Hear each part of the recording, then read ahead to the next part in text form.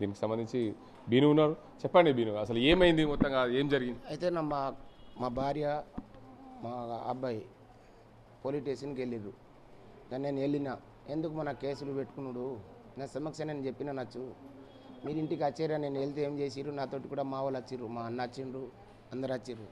వచ్చే వరకు ఏం చేసిరంటే నాకు చేతి బేడి పెట్టిపించిర్రు. చేతు ఎస్ఐ సార్ బేడి పెట్టిండు, బేడి పెట్టేసి కట్టేసిండు. కట్టేసిన తర్వాత సమస్యలు ఏం మాట్లాడుకున్నారు ఏం లేదు. నాకు ఆడపోయి సైడ్లో మన ఏఎస్ఐ సార్ ఆఫీసులో సైడ్ కూర్చుండబెట్టిన తర్వాత ఎస్ఐ ఏమో 5 పోలీసు వాళ్ళు ఎస్ఐ వచ్చి కొడితే సార్ నాకు ఇక దెబ్బలు ఇక అంటే మొత్తుకున్నా కానీ ఇడిసబెడతలేరు సార్. నేను ఏం చేసినా నా ఫ్యామిలీ సమస్య ఉంటే నేను చేసుకుంటా అన్నది. కాకపోతే కేసు పంపియు, నేను ఏ తప్పు చేసినా కానీ నా ఇంటర్వ్యూ నేను సంజాయించుకుంటా, కానీ నాకే ఎందుకు కొడుతున్నాను అని బాగా చాలా ఎడిసి ఘోరంగా కూడా సార్ ఎడిసి కానీ కొట్టినా కానీ మీకు అంతగానం నేను ఒకవేళ డౌట్గా చెప్పినట్లయితే ఆ రోజు జరిగింది నేను డేట్ చెప్తా సార్, నేను కొట్టలే అని చెప్తే ఆడపోయి మన కెమెరా ఉన్నది.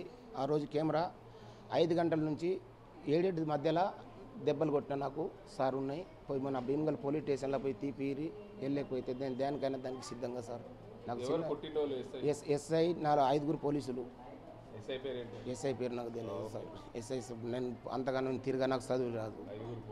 5 ఒక ఎస్ఐ సార్ కొట్టింది వాస్తవం. ఈ దెబ్బలు ఉన్నాయి చేతిలో, గెత్తల మీద అన్ని కన్నులు బిన్నులు అన్నీ మరి ఘోరం కొట్టిండు సార్. నాకు ఎస్ఐ సార్ నాకు ఎందు గురించి కొట్టిండు, ఇది ఒకటి నాకు న్యాయం జరగాలని నేను అనుకుంటున్నా సార్.